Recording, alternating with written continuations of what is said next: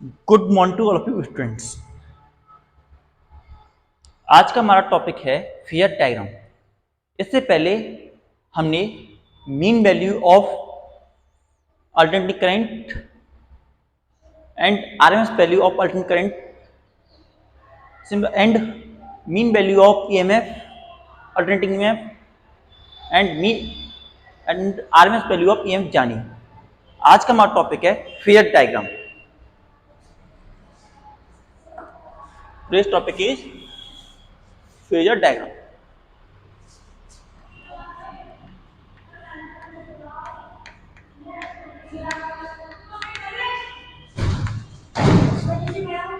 Fair diagram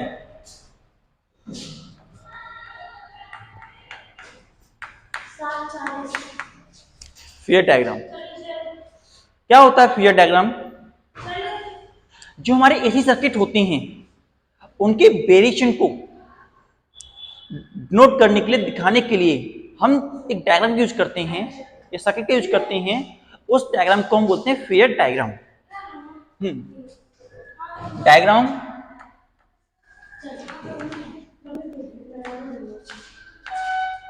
that use to indicate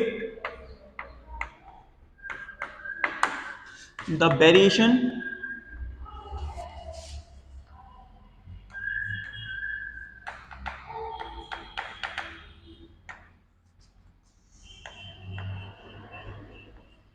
in the quantities that changes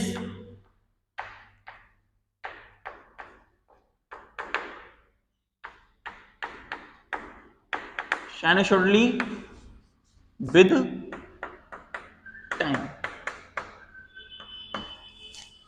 ऐसी quantity जो sinusoidally जैसे एक बार up एक बार डाउन, एक बार अप एक बार डाउन, इस तरीके से वेरी करती हैं।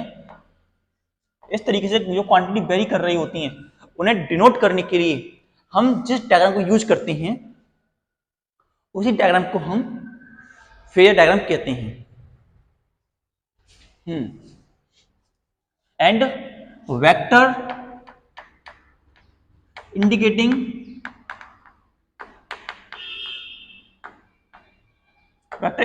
the variation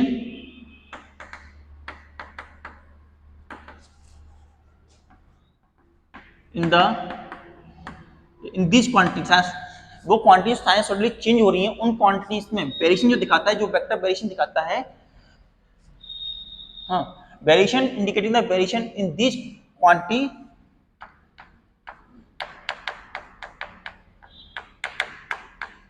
is called phasor. उसे हम फेजर कहते हैं, जो फेजर दिखाता है।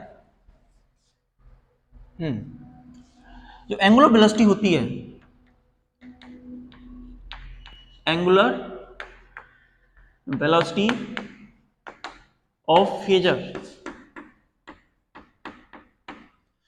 जो एंगुलर वेलोसिटी ऑफ फेजर की is assumed to be same, assumed to be same as the velocity of angular velocity जो होती है फेजर की वो सेम होती है as the velocity of that quantity. That quantity angular velocity जो होती है फेजर की, एंगुलर वेलोसिटी जो होती है फेजर की, उसे हम अज्यूम करते हैं कि वो सेम होती है हमारी क्वांटिटी की, जो साइनसॉइडली चेंज हो रही है उस क्वांटिटी के सेम होती है। Now in a given quantity, जो एरो होता है, एरो इंडिकेटिंग द, जो एरो होता है इंडिकेट करता है peak value of EMF T0 and peak value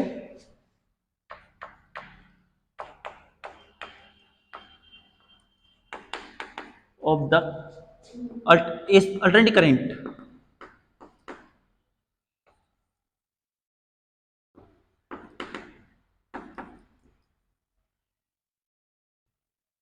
Alternating current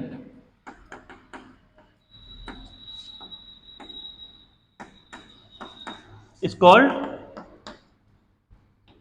फेशर, उसे हम फेशर कहते हैं। Now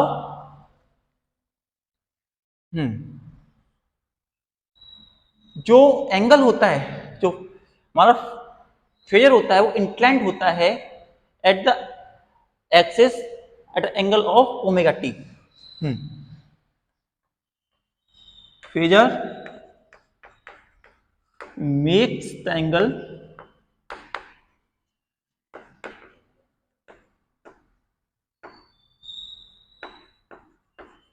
at its axis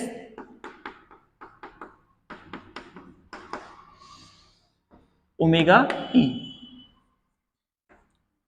omega T angle बनाता है एंड रोटेशन जो होता है उसमें एंटी क्लॉकवाइज होता है। रोटेशन इन दी फेजर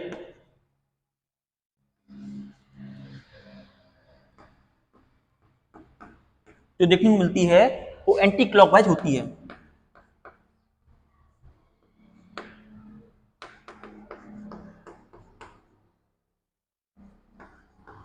एंटी क्लॉक वाइज देखने को मिलती है। जो फेयर में एंगल जो होता है ओमेगा टी होता है और वो एंटी क्लॉकवाइज रोटेशन हमें करके दिखाता है। नेक्स्ट, जो एरो होता है फेयर में, जो अल्टरनेटिंग करंट का और ईएमएफ का जो एरो होता है वो हमें instantaneous value of that quantity at any point indicate करता है। Arrow indicate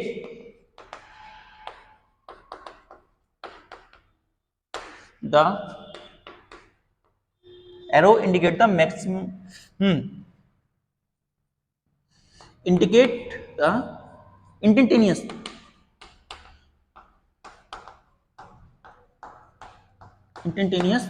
value of that quantity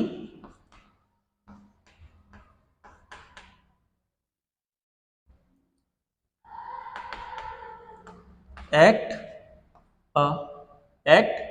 that point।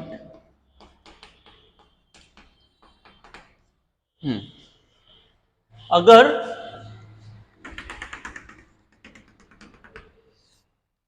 जो हमारा एंगल है या फिर हम साइन थीटा कंपोनेंट में ले रहे हैं, phasor in the component of sine theta, तो ऐसी कंडीशन में, साइन थीटा की कंडीशन में जो फेजर होगा वो हमें वर्टिकल एक्सिस दिखाएगा। In case sine theta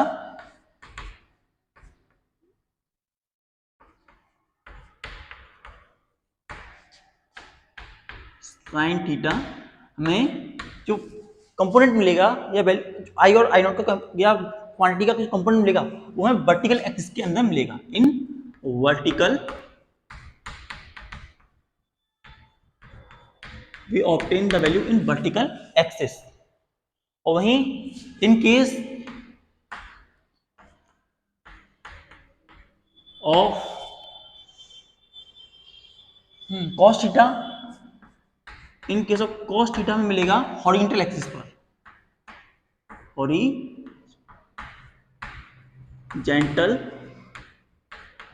axis पर हमें उसकी वैल्यू देखने को मिलेगी। साइन थीटा के केस में वर्टिकल एक्सिस और cos थीटा के केस में हॉरिजॉन्टल एक्सिस पर हमें वैल्यू देखने को मिलती है।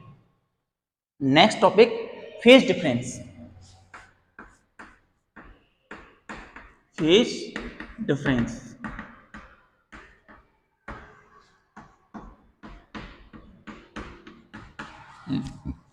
Phase difference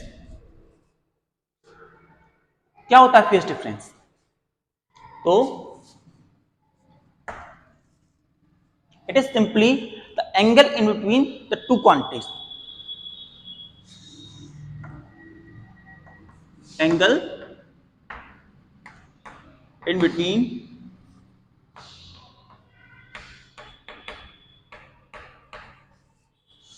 the two quantities.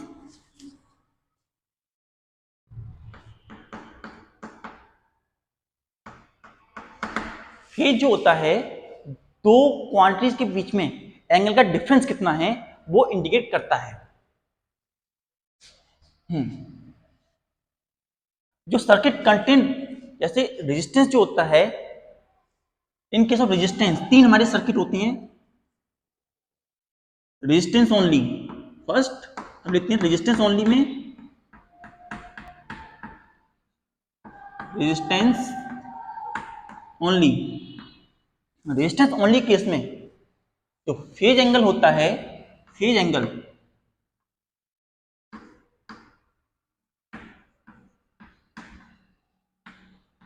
या फेज डिफरेंस कह सकते हैं, फेज डिफरेंस जो थीटा जो होता है 0 के बराबर होता है। मीन टू से दोनों ही सेम डायरेक्शन में होती हैं। किस तरीके से हम यहां देखते हैं,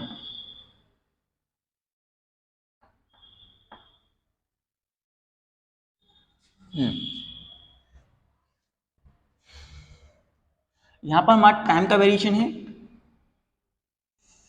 यहां पर हमने ले लिया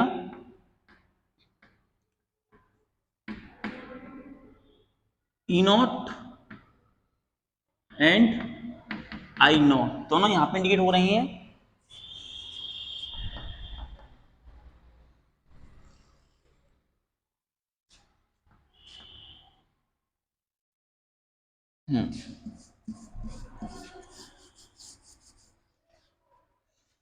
इन केस ऑफ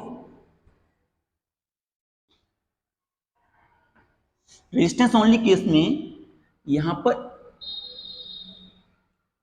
स्मॉल लाते हैं, ये हमारा है और एक हमारा होता है, इसी के ऊपर थोड़ा सा कर देते हैं, ये हमारा होता है ईएमएफ ई नॉट। इससे लेकर के हम एक लाइन ड्रॉ करते हैं, यहां से लेकर के एक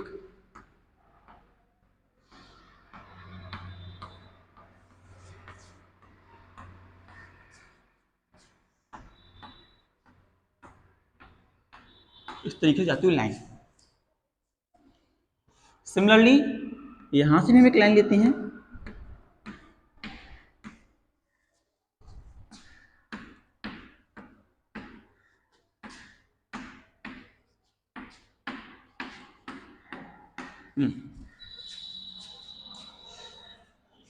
ये हमारे आई नॉट की वैल्यू है, I not current, I not की पीक वैल्यू जो लेंथ होती है, length of this arrow indicate peak value, peak value को इंडिकेट करती है।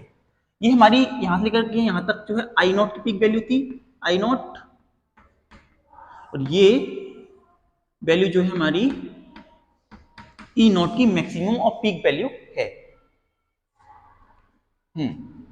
नाउ जो इसके ग्राफ आता है,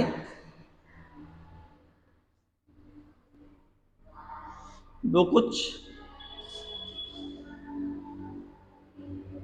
इस तरीके से हमें देखने को मिलता है।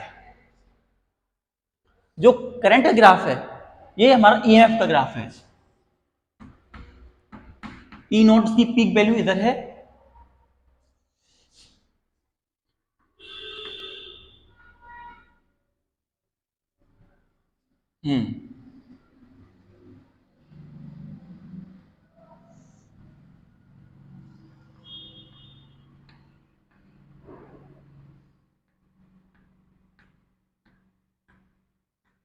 इस तरीके से।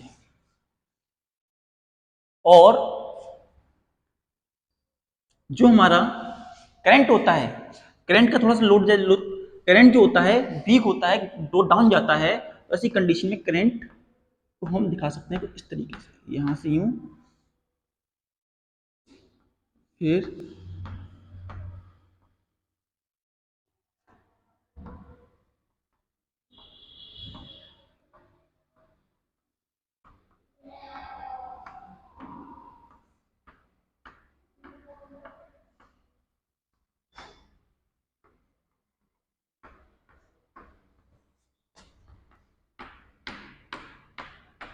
इस तरीके से। ये हमारी ये ग्राफ जो है हमारा ई का है, equal to E naught sine omega T, और ये ग्राफ जो है ये हमारा आई का, equal to I naught sine omega T के बराबर।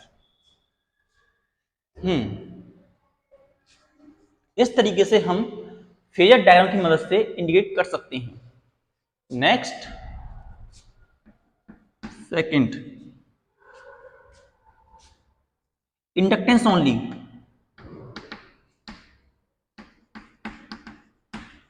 Inductance only. इंडक्टेंस, हाँ, मीटर से ई एंड आई के बीच में एंगल जो होता है जीरो बराबर होता है। हम देख सकते हैं ई और आई के बीच में एंगल जीरो है।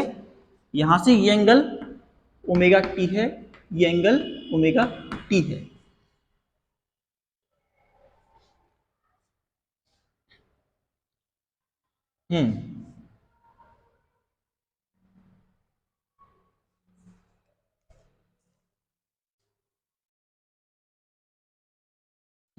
Now in case of inductance only,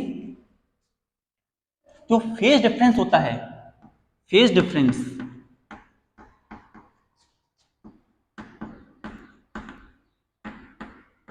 phase difference जो होता है थीटा बराबर 90 डिग्री होता है। Theta is equal to phase difference is equal to 90 degree. And इसमें जो थी सेम डायरेक्शन थी,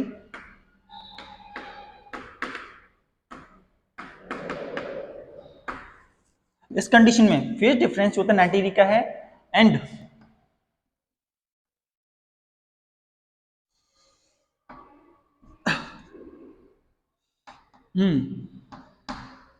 ई lag,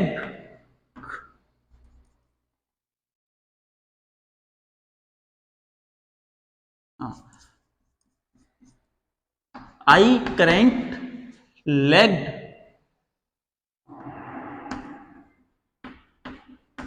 Y EMF by 90 degree और राइट एंगल, दोनों के बीच में डिफरेंस होता है राइट एंगल का, और 90 डिग्री का डिफरेंस होता है। कैसे इसे देखते हैं? हमारे पास इस तरीके से ये था, जो हमारा करंट ईएमएफ जाता है, ईएमएफ जो होता है उस तरीके से, इस तरीके से मूव करता है, ईएमएफ इस तरीके से मूव करता है।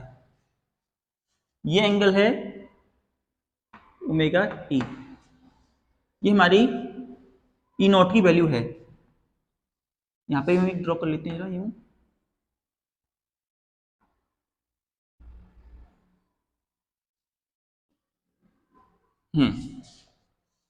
सो यहां से हम ड्रॉ करते हैं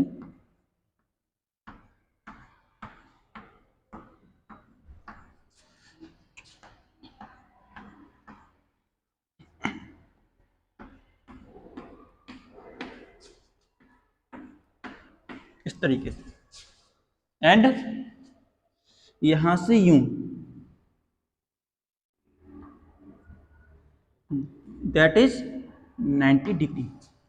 यहां पर ये रोटेट कर रहा है इन क्लॉकवाइज डायरेक्शन, और यहां पर नो नहीं, एंटी क्लॉकवाइज डायरेक्शन इधर है, एंटी क्लॉकवाइज इधर है, और इधर क्लॉकवाइज डायरेक्शन में है इधर।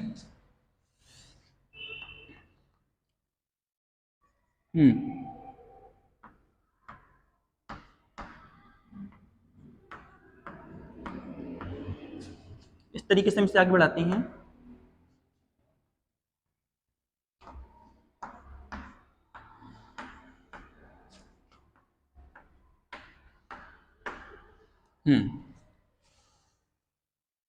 यहां पर इस तरीके से,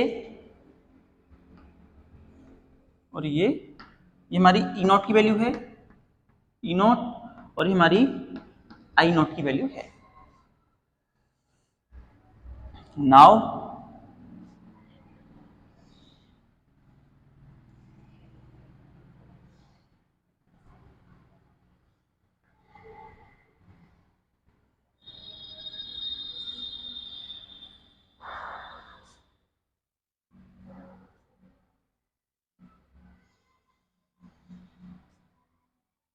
पहले हम यहाँ से करंट को बढ़ाते हैं,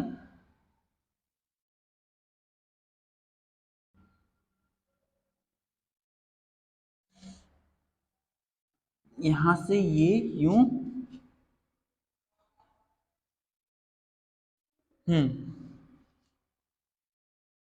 और उसके बाद ये यहाँ से यूं गया,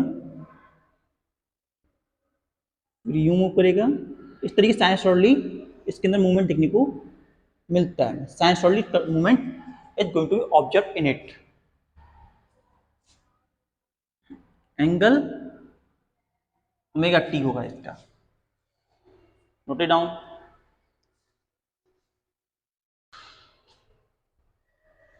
नाउ जो करंट होता है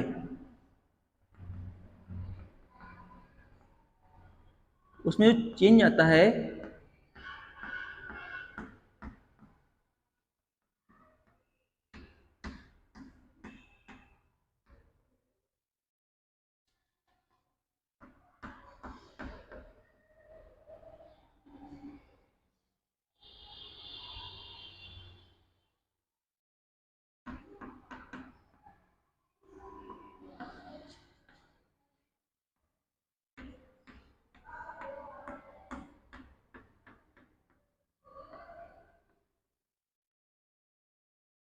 इस तरीके से करंट का वेरिएशन देखने को मिलता है। ये हमारी ई की वैल्यू है और ये हमारी करंट आई की वैल्यू होती है। ये ई नॉट, ये आई नॉट।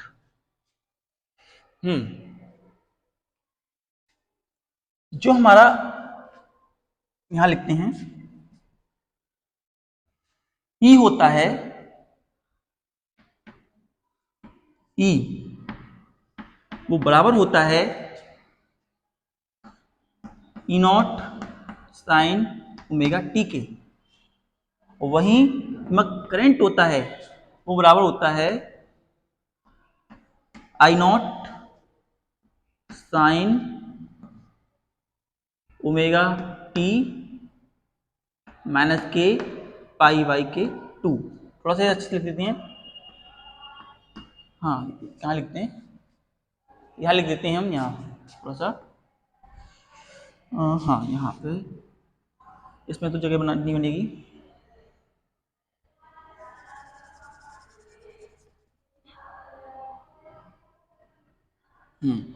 तो इसे कर सकते हैं। हाँ देखिए, तो I equals to I naught sine omega T minus pi by 2 के बराबर हमारी वैल्यू बनती है of the current. Next third हमारा देखते हैं कैपेसिटेंस ओनली। कैपेसिटेंस ओनली का केस थोड़ा सा ये बड़ा बन गया, जगह नहीं चाहिए इसके लिए। हाँ, थर्ड कैपेसिटेंस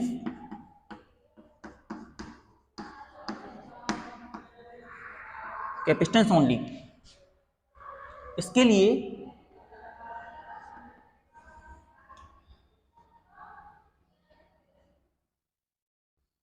यहां से यूं लिया, यूं,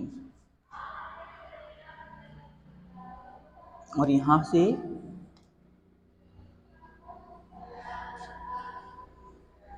इस तरीके से हम ग्राफ यूं बनाया। नाउ जो कैपेसिटेंस कंडीशन में कंडीशन होती है,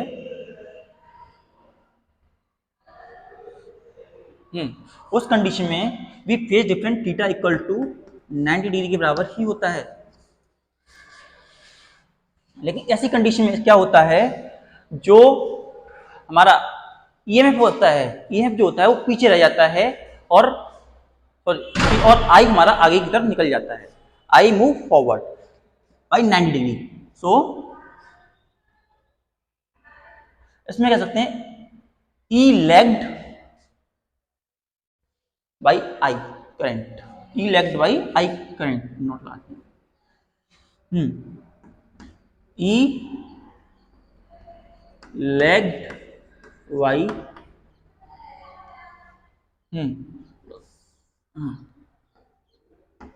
ई लेग्ड वाई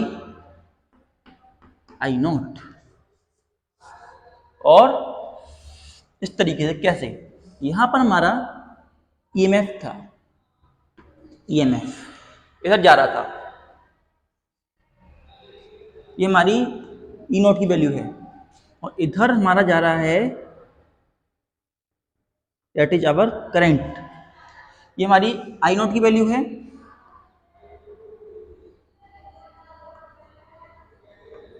इस तरीके से कुछ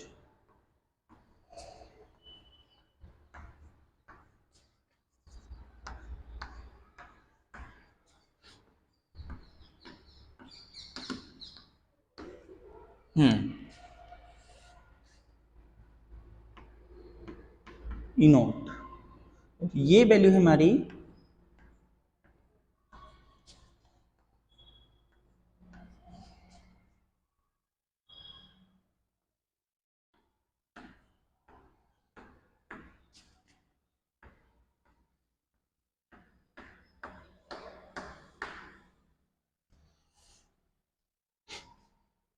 ईएमएफ की।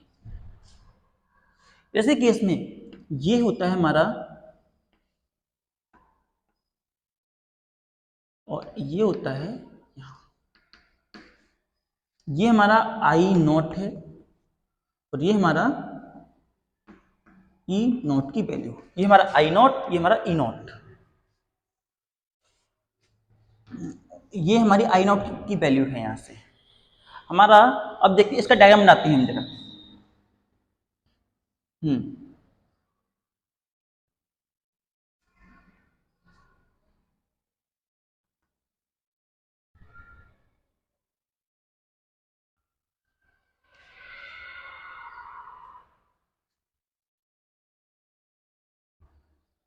यहां से यूं गया, उसके बाद में यहां से यूं, फिर यूं,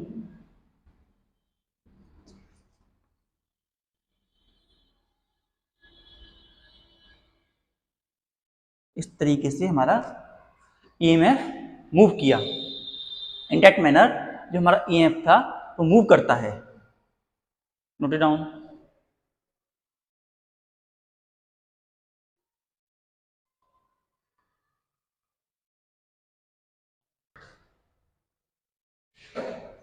तुम्हारा करंट किस तरीके से मूव करेगा, तो करंट यहां से चलता हुआ यूं, यूं जाता है,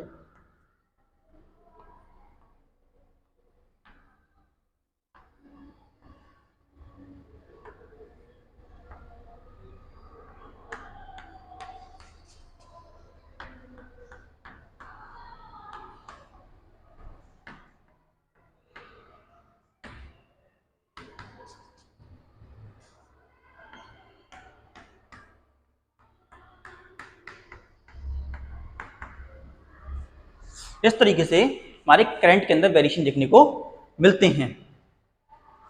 इन द केस ऑफ कैपेसिटेंस के केस में इस तरीके की वेरिएशन में देखने को मिलते हैं इन करंट। यहां पर जो हमारी ई की वैल्यू होती है, ई की जो वैल्यू होती है वो बराबर होती है E naught sine omega T, और आई की जो वैल्यू होती है वो आती है I naught sine pi by two plus omega T के बराबर हमारी वैल्यू आई की आती है। इस तरीके से ई और ई नॉट की वैल्यू हमारे लिए बनती है इन case of capacitance, sorry in capacitance, हाँ। तो रेजिस्टेंस, रेजिस्टेंस, इंडक्टेंस और कैपेसिटेंस, इन तीन केसेस में इस तरीके से हमारे फेज एंगल बनते हैं। फेज एंगल से हम पता कर सकते हैं कि साइनसॉइडल जो क्वांटिटीज हैं, दो साइनसॉइडल क्वांटिटीज में किस तरीके से वेरिएशन आ रहा है, और वो दो क्वांटिटी किस तरीके से एक दूसरे से चेंज हो रही हैं या वेरिएशन दिखा रही हैं। Note it down.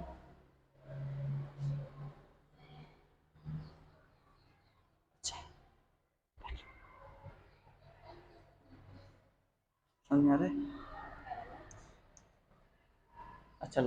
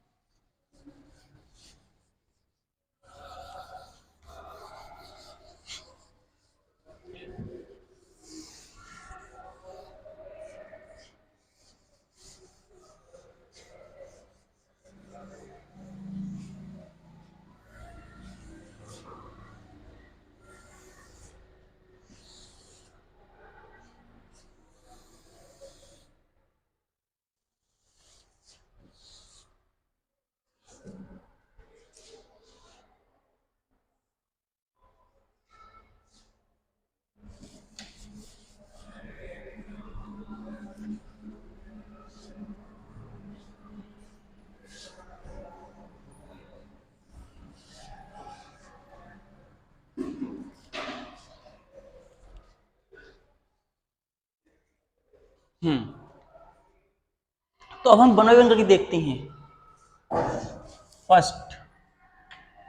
First case,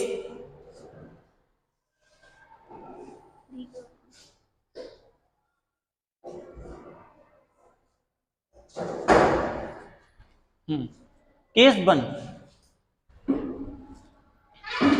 one, है circuit contains resistance only, circuit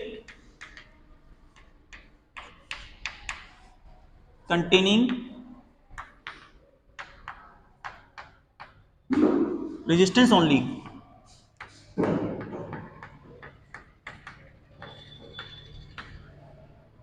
या रेजिस्टेंस ओनली का केस होता है तब क्या होता है? तो रेजिस्टेंस हमारा कैसा होता है?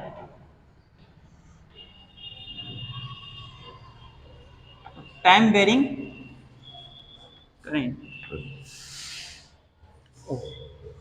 नहीं ये इंडक्टेंस होता है।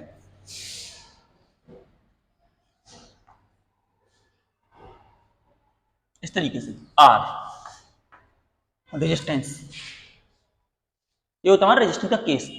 इस केस में जो ईएमएफ पैदा होता है, ईएमएफ वो होता है हमारा ई नॉट साइन ओमेगा टी के बराबर, ई नॉट साइन ओमेगा टी के बराबर हमारा करंट आता है। ई की जो वैल्यू होती है बराबर होती है वी, ई इक्वल्स टू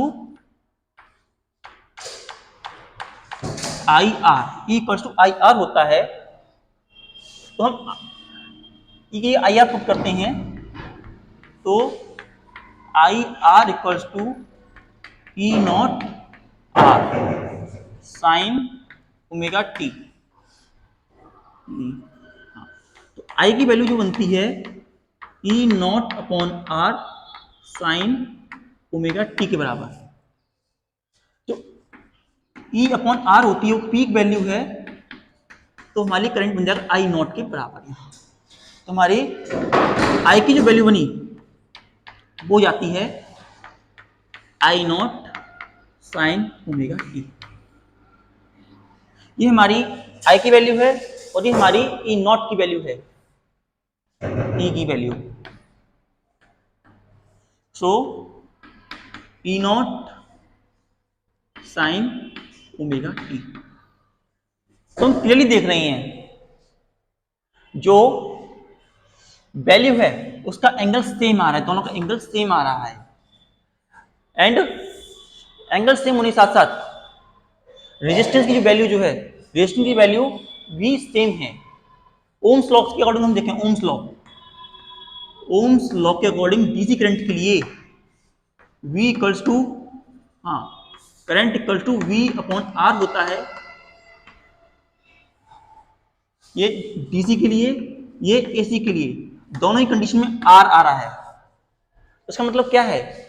जो रेजिस्टेंस होता है अल्टरनेटिंग करंट को और डायरेक्ट करंट को इक्वली इफेक्ट करता है, इफेक्ट इक्वली। और जो एसी के करंट में दोनों को रिड्यूस करता है। Resistance reduce both AC and DC। तो फेज डिफरेंस है इन दोनों के बीच में, phase difference, phase difference theta जो है 0 के बराबर है। जैसा कि हमने पहला एग्जांपल दिखाया आपको, इसमें ये हमारा रेजिस्टेंस ओनली का था, resistance only, resistance only, it is case of resistance only. Resistance only case में करंट ईएमएफ से कम है और सेम डायरेक्शन में है, सेम फेज एंगल में है, कोई एंगल में कोई चेंज नहीं है। तो इन the case of resistance only जो सेम फेज होता है, कोई चेंज नहीं होता है। Second, circuit contain inductance only, circuit containing inductance only, inductance only, circuit जो इंडक्टेंस ओनली कंटेन करके रखता है उसके लिए।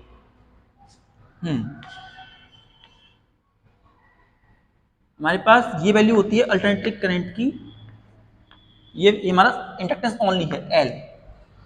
नाउ इसी कंडीशन में E जो होगा बराबर होगा हमारा E naught sine omega T के बराबर। और दूसरा केस जो होता है ईएमएफ का, ई का, वो होता है सेल्फ इंडक्टेंस का फॉर्मुलेशन में निकाला था, L di अपॉन के dt के बराबर, नेगेटिव। नेगेटिव साइन इंडिकेट करता है ईएमएफ और ये अपोजिट डायरेक्शन में है only. In the case to flow the charge, ये दोनों E1 एंड E2 दोनों आपस में इक्वल होनी चाहिए। So L di dt equals to E naught sine omega T. Now हम L और D को इधर पहुंचा देते हैं, तो क्या बचता है हमारे पास, di equals to E naught upon L sine omega t dt। Now integrating both the side, integrating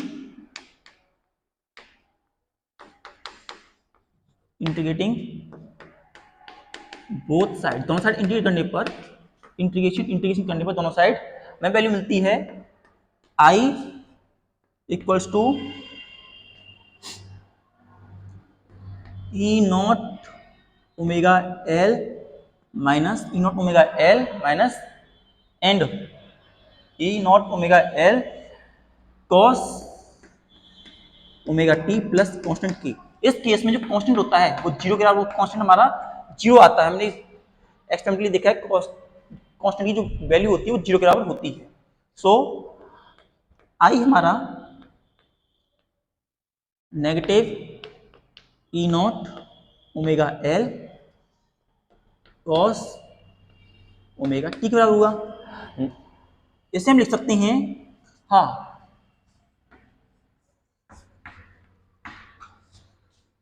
cos theta जो होता है sign pi by 2 minus theta क्या होता है, तो इसे हम ऐसे लिख सकते हैं।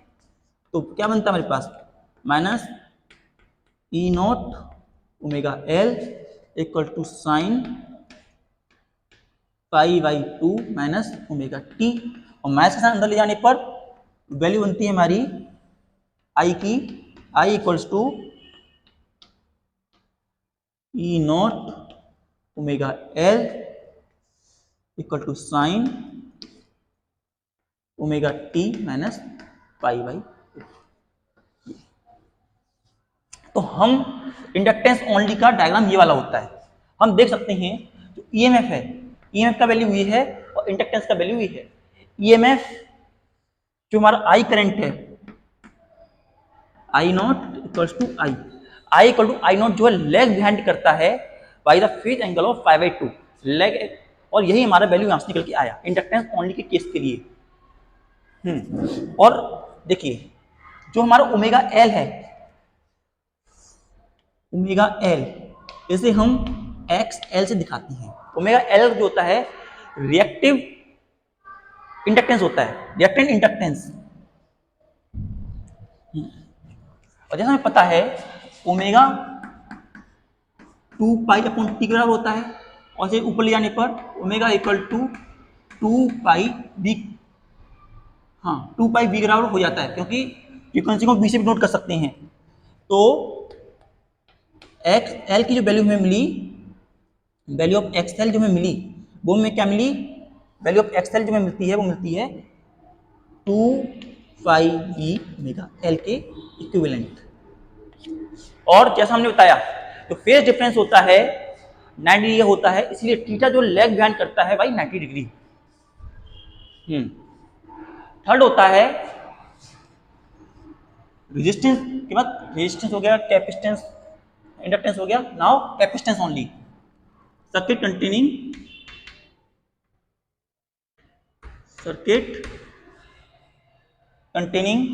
Capacitance only.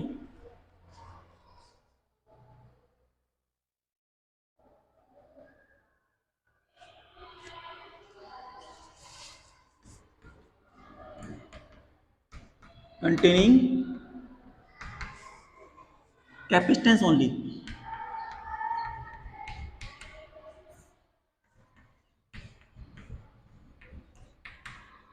Capacitance only. तो इसके लिए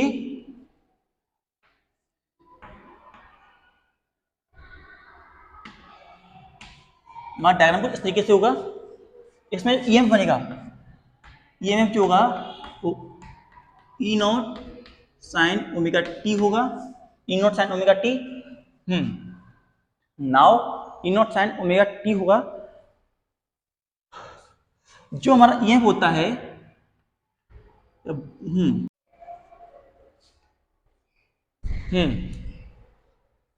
जैसा हमें पता है कि हमारे पास C जो होता है बराबर होता है Q अपॉन E के, Q अपॉन E के बराबर होता है। सो Q हमारे पास कितना हुआ, Q की वैल्यू हमारे पास आती है C E नॉट। इस E नॉट E की वैल्यू रखने पर Q equals to C E naught sine omega T. Now इसे डिफरेंशिएट करते हैं, differentiating both the side. Differentiate करने पर हमें क्या मिलता है, D Q upon D T equals to C E omega and cos omega T, ये वैल्यू हमें मिलती है। नाउ हम इसे अरेंज करके लिखना चाहें तो ऐसे भी लिख सकते हैं, E equals to 1 upon omega C cos omega T, ये फॉर्म में लिख सकते हैं।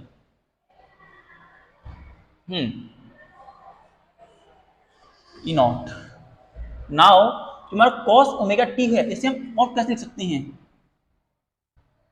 उससे पहले हम इसे डिफाइन कर देते हैं। ये इसे हम कहते हैं एक्स सी बोले तो capacitive reactance resistance. So X C equal to 1 upon omega C के बराबर है। तो कह सकते हो E equal to X C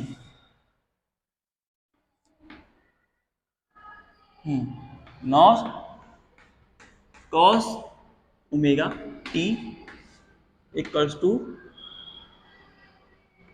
I current, D Q upon D T current के बराबर होता है। तो हमारी करंट की वैल्यू ये निकल के आई।